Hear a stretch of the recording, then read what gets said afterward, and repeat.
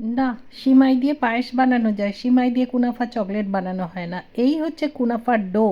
এইটা দিয়ে কুনাফার ডো দিয়ে কুনাফা চকলেট বানাতে হয়, তার জন্য একটা সঠিক প্রসেস করতে হয় এবং এইটাকে কিভাবে করবে সেটা স্টেপ বাই স্টেপ সেটা শিখতে হয়, সেটা শ্রম সাপেক্ষ ব্যাপার।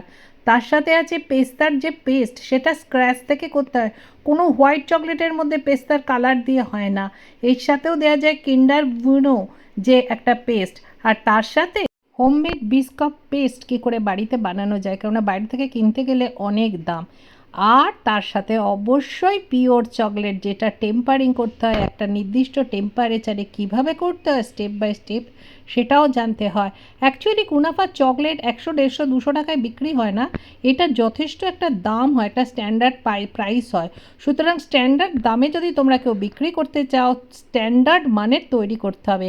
তো সেইটা নিয়ে সাকিস ম্যাজিকের পরবর্তী যে ক্লাসটা আসছে সেটা হচ্ছে কুনাফা চকলেটের ক্লাস, যেখানে এই সব প্রসেস স্টেপ বাই স্টেপ দেখানো হয়েছে।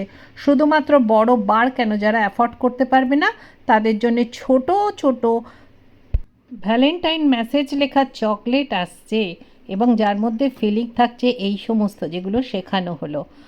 আর এই সব নিয়ে সাকিস ম্যাজিকের পরবর্তী পিওর চকলেট কুনাফা বার এবং ছোট ছোট চকলেটের উপর এই ক্লাস খুব শীঘ্রই আসছে।